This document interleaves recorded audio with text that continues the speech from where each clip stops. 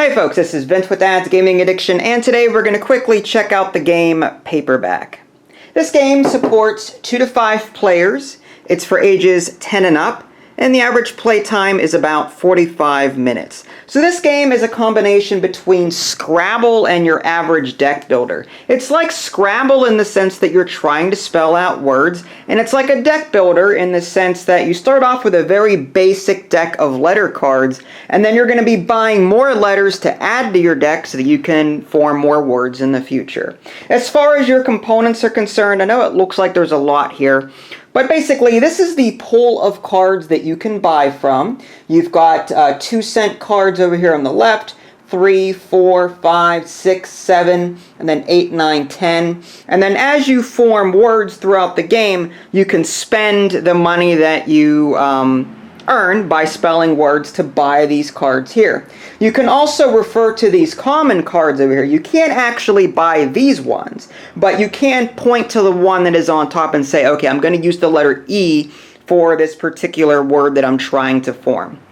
And this will make sense once I actually get into the gameplay sense of things. These cards up here serve as your victory points. If you've ever played a game like Dominion, you'll know that you can just simply buy cards for the sake of victory points. Speaking of cards and how they look, let's go ahead and take a look at a few. Here's a look at a common card.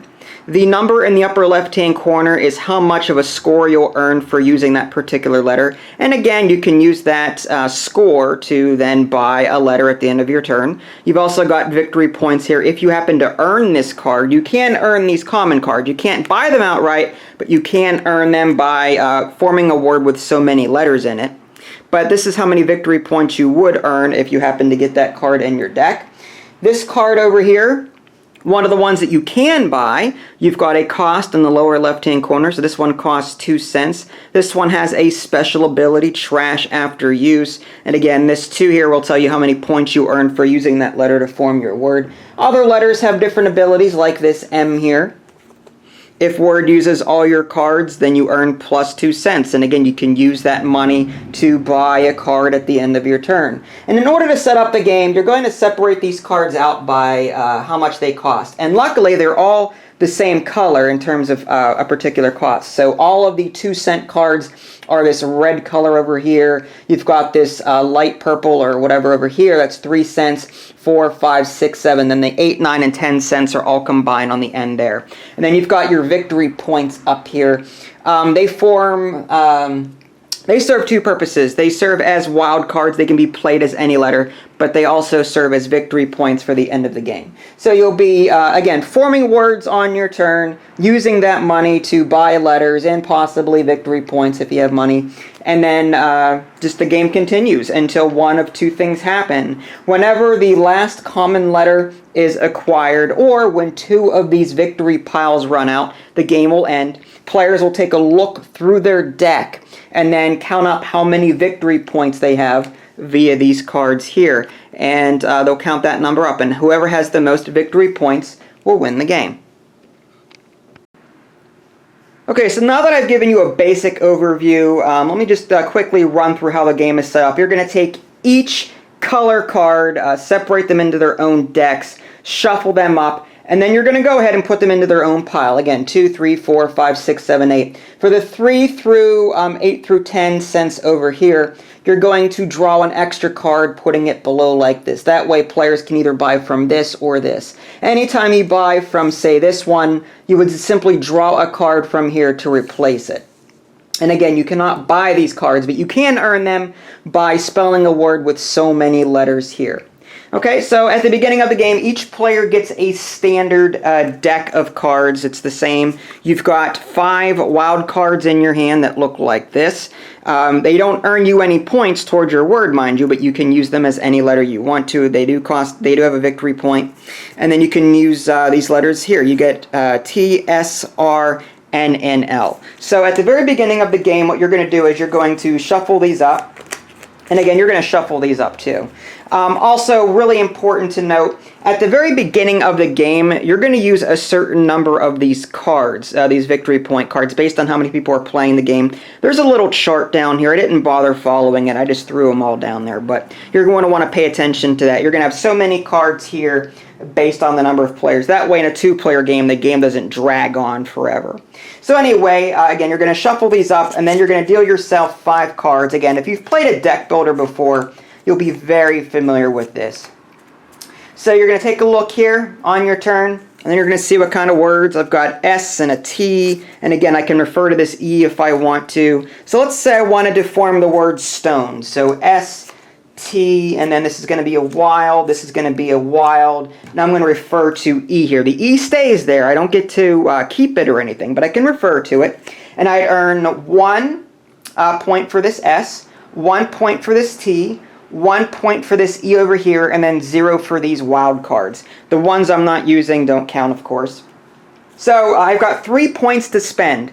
So I'm going to take a look up here. I can either buy a 2-cent card or a 3-cent card. The lowest victory point card is 5 cents, so I can't buy a victory point card. But I could do, say, I could buy this IN if I want to. So, or I could buy this L. Let's say I buy this L. Okay, that's 3 cents. Alright, so that's it. And then I'm going to go ahead and replace that real quick. And then any cards that I've purchased this turn, and any cards in my hand, any cards that I've played, will go into a discard pile. And then I'll draw 5 more cards for my next turn. And these will go into a discard pile. And then 1, 2, 3, 4, 5. And then other players will get to go and do the same thing. And let's say that other players have done their thing and it's my turn again. I'm going to take a look at my hand again. Okay, I've got an R, N, L. Again, there's an E showing. What if I did, oh boy. Sometimes I can be really bad at these games. I've got these wilds. There's line. Let's just do that. Or liner, like a ship liner. I'm going to use that as an I, and then E. I could do that. So, so liner. 1, 2, 3, 4. So I've got 4 points that I could spend. I could spend that money on a 2-cent, 3-cent, 4-cent. I'm going to go ahead and do a 4-cent card. And maybe do, okay, this D says you may trash 2 available non-fame cards from the offer. Or I could, if you use all your cards, then you earn plus 2 cents. So maybe I'll do that. I'll buy that. This comes down like that. And then, again, all of these go into a discard pile. Now, whenever you run out of cards to draw from your deck, you simply shuffle everything up. And that way, the cards that you've purchased over the last few turns will start showing up again. Standard deck builder. Again, if you've played a deck builder before, then you'll be very familiar with this. And again, players are going to keep doing this. They're going to be forming words, buying more cards from the central pool, trying to collect victory points. And again, if you collect so many letters, or if you spell a word with so many letters, you actually get to claim one of these common cards over here, and it becomes progressively harder. 8 letters, then 9 letters, then 10 letters. And that's one of the way the games can end. If you happen to get 2 of these victory point piles gone, the game ends. If the last common letter is claimed, that will also end the game. And again, players will go through their entire deck, count up how many victory points they have, and whoever has the most will win the game. Okay, so there's a bunch of stuff I didn't show you. There's a lot of different variants that you can include in this game, and they're all off to the side, so I'm going to bring them in one at a time. There are these attack cards that you could add to these cards here. And you'll notice they're color-coded, so you can shuffle them into the appropriate category. Like this is 8 cents, so I could, in theory, shuffle that in over there if I want to. But these attack cards are more meant to be like in-your-face cards. For example, if you play this card, can only use 1 ability in a word. Attack, cannot use letters that cost 8 cents or more. Attack, cannot buy anything over 8 cents. So you can use these cards in here to mess with your opponent if you happen to use them.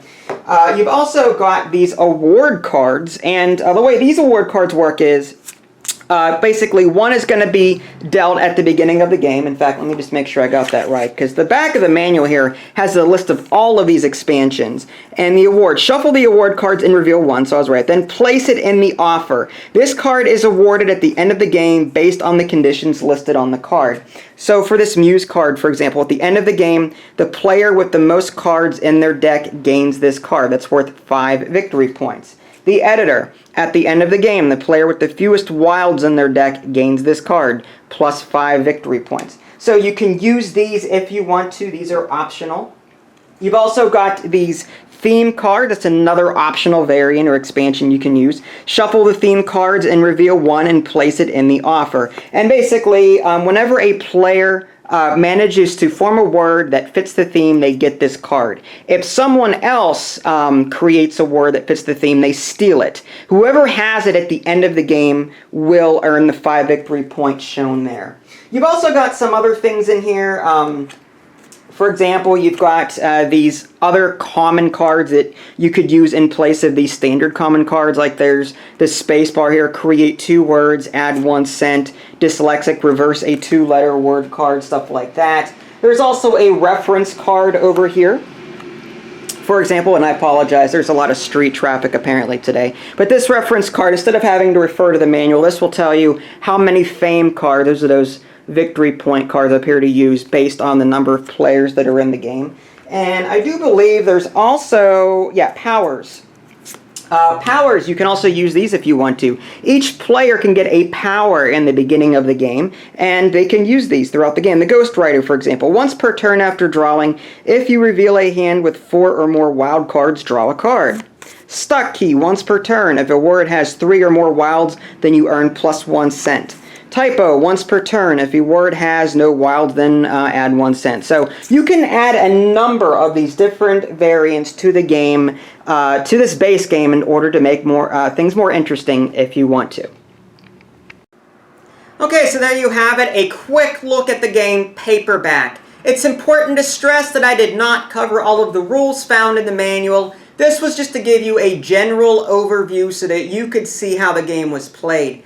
As far as what I thought, I think this is an excellent game. I really like this one. It combines Scrabble and deck building very well. It's a lot of fun. I like that the cards have different abilities. There's a game called Letter Tycoon that I recently reviewed, and in that game, I found it unique in the sense that players can actually buy patents on letters, and then they'll earn money every time someone uses that letter. So this is another one of those unique word games that I don't see very often. There's a lot of word games out there, but this one is very unique. It combines deck building and word spelling, and it does it very well.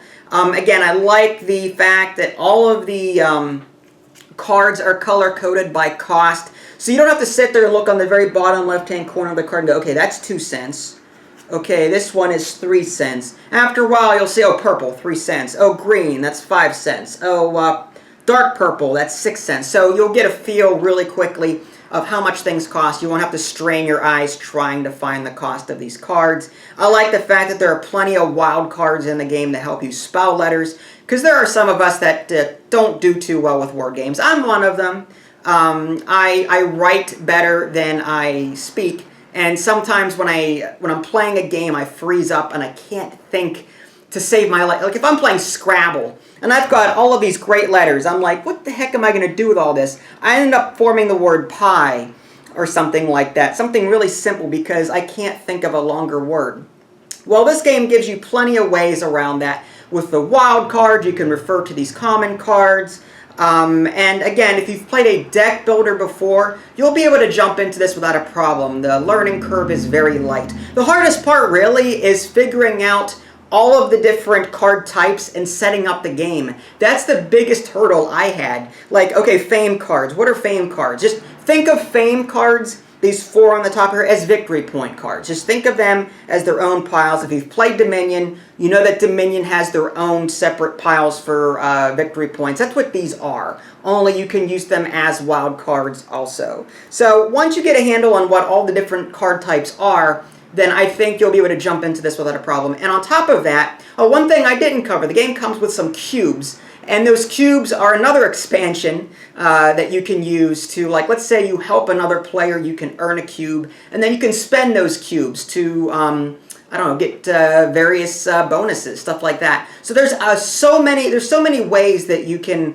expand this game beyond its core rules to appeal to your group, which I think is really cool. So for $25, normally I wouldn't think that $25 would be a fair price for a card game. Normally like 10, 20 bucks is what I look for when I buy a card game, but there is just so much content here. I think $25 is well justified. This is a definite recommend for anyone that likes word games or deck builders. And if you like both, then great, more power to you, pick it up. If you guys want to see my written review, you can www.dadsgamingaddiction.com. If you haven't already, subscribe to my YouTube channel. That way you can keep up to date with any new content I happen to publish. This is Vince, thanks for watching, and I'll catch you next time.